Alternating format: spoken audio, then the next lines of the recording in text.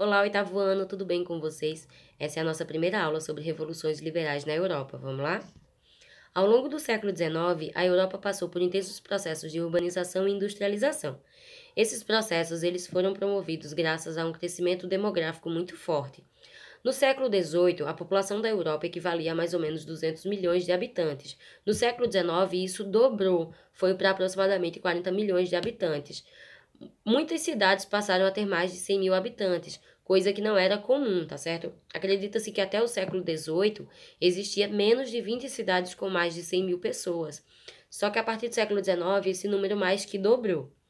Isso tudo, gente, foi provocado principalmente por um forte êxodo rural que aconteceu nos diferentes países europeus e que fez com que milhares de pessoas deixassem o campo e migrassem para as cidades em busca de oportunidades de emprego e melhoria das condições de vida, tá certo?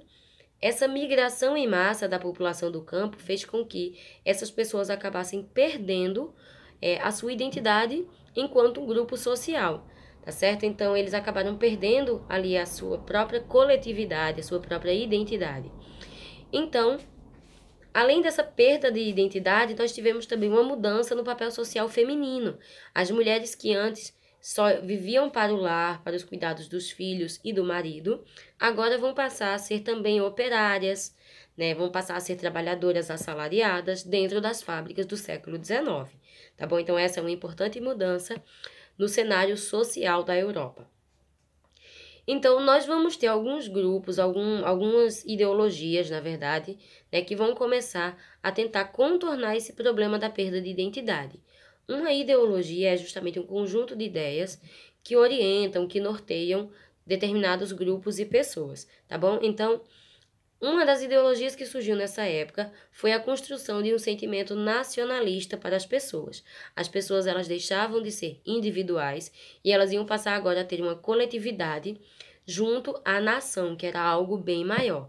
Então as pessoas faziam parte desse bem maior que era a nação, que era o país, né, o reino a qual eles pertenciam, tá certo? Então houve a criação de símbolos como hinos e bandeiras para reforçar esse sentimento a partir de 1850.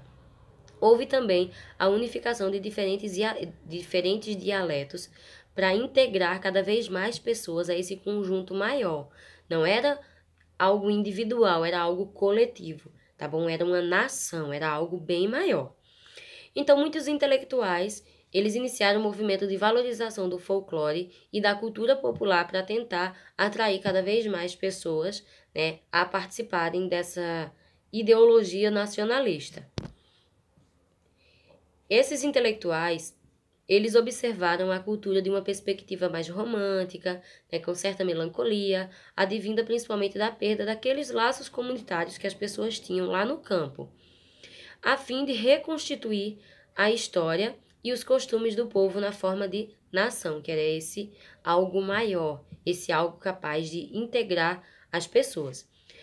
Ao mesmo tempo que estava acontecendo esse sentimento nacionalista, os governos eles adotaram uma política de legitimação dos povos, mesmo sendo autoritários, mesmo sendo regimes totalitários, mesmo assim os governos eles buscaram incentivar uma maior formação, né, de uma consciência mais voltada para a questão patriótica, né, para a questão de um comunitário nacional, tá bom? Então, o objetivo deles era criar esse sentimento também na população, um sentimento de pertencimento, tá certo? Uma das ideologias que vai surgir ali no século XVIII, que vai influenciar muito o século XIX, é a corrente do liberalismo. Ela é uma corrente ideológica que surgiu junto com o iluminismo, tá certo? E ela acabou incentivando muitos movimentos revolucionários ao longo do século XIX.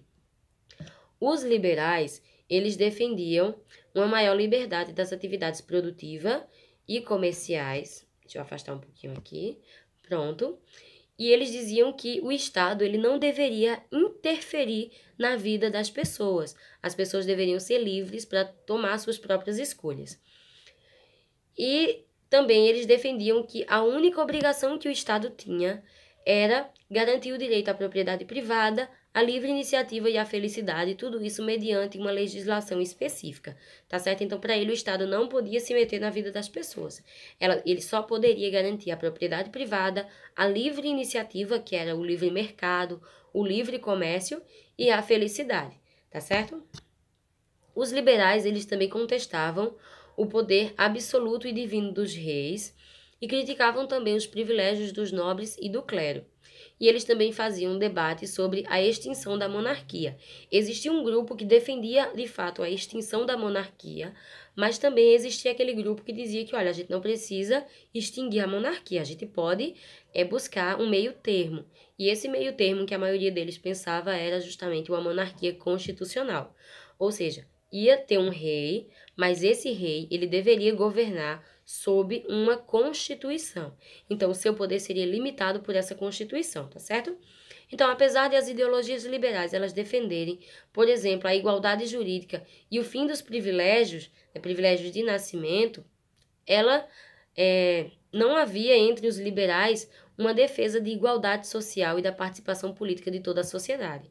Então, mesmo que eles defendessem liberdade, livre iniciativa, livre comércio, mas isso não se estendia a toda a população, era algo mais restrito à burguesia, tá certo? Então, somente a burguesia é que ia ter os seus interesses atendidos com as medidas liberais.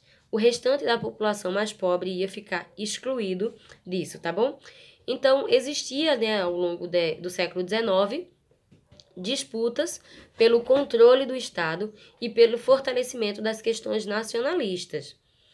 Na Europa desse período, nós tivemos 3 grupos principais que disputavam o poder. Os conservadores, que também eram chamados de restauradores, que queriam justamente a manutenção de seus privilégios, a permanência da monarquia absolutista, e nós tínhamos também os liberais, que era justamente o grupo que defendia ou o fim da monarquia ou então uma monarquia constitucional. E por último, nós tínhamos o grupo dos trabalhadores e das populações menos favorecidas. Ô professora, por que elas não se encaixam no grupo dos liberais? Porque os liberais eram compostos principalmente de burgueses, e os burgueses tinham interesses bem mais específicos, que eram interesses mais relacionados com a questão do comércio, com a questão da obtenção de lucro. E os trabalhadores pobres era quem garantia esse lucro aos burgueses, tá certo? Então, de forma alguma, os burgueses iam dar direitos e privilégios para as classes mais pobres. Deixa eu passar aqui. Ui, passei demais. Pronto. Então, após 1815, houve o chamado Congresso de Viena. O Congresso de Viena, ele marcou a derrota de Napoleão Bonaparte, tá certo? Então, o Congresso de Viena, ele se juntou com a chamada Santa Aliança, que era formada pela Áustria, pela Rússia e pela Prússia, lembrei. Então, esses 3 reinos, eles criaram a Santa Aliança para impedir que houvesse outros movimentos revolucionários, como foi o caso da Revolução Francesa, tá certo? Então, o Congresso de Viena, junto com a Santa Aliança, eles tentaram reorganizar a Europa para evitar que novas revoluções acontecessem, tá bom? Então, só que o próprio governo de Napoleão Bonaparte, ele acabou promovendo uma série de mudanças na própria população francesa, tá bom? Principalmente porque Napoleão, ele tinha muito apoio da burguesia. Então, as bases ideológicas da burguesia, elas vão contar muito, tá bom? Então, houve uma regulamentação da sociedade por meio de leis, a supremacia do antigo regime e a arbitrariedade dos reis, ela acabou não sendo restaurada por completo, porque quando Napoleão governou, ele acabou governando justamente para dar mais liberdade à burguesia. Então, mesmo que voltasse os governos absolutistas, mas eles jamais teriam a força que eles tinham antes da Revolução Francesa, tá bom? Então, a questão do Congresso de Viena, ela tentou evitar novas revoluções, como a Revolução Francesa, tá bom? Então, a estrutura social da Europa nessa época, principalmente da França, ela acabou não mudando muito, mesmo com todas essas mudanças. Por quê? A estrutura social ela se manteve igual a estrutura social dos séculos anteriores, com pessoas com muitos privilégios, enquanto a classe trabalhadora não tinha direitos, tá certo? Nós tivemos algumas ações revolucionárias na Europa do século XIX. Essas ações revolucionárias elas tiveram início a partir de 1830 e se estenderam mais ou menos até 1848.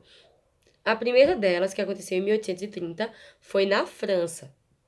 Ela teve início após a abdicação de Carlos X, que era irmão de... Eu esqueci de colocar o nome Luís. Era irmão de Luís XVIII, tá bom? Então, ele acabou abdicando do trono e isso deu início a levantes liberais, né, que contaram com a participação da população menos favorecida. Então, nesse primeiro momento, a população mais pobre participou desses levantes. Só que depois, Luís Filipe I acabou assumindo o trono da França e ele tinha como base, né, do seu governo, como base e apoio ideológico, a burguesia. Então, ele vai passar a perseguir e a reprimir as classes mais pobres para dar cada vez mais privilégio e mais espaço às classes mais ricas, à burguesia, tá bom? Ao mesmo tempo ali que estava acontecendo esses movimentos na França, ocorreram também outros movimentos na Polônia, alguns estados alemães e italianos, na Suíça, Portugal, Espanha e até mesmo na Grã-Bretanha.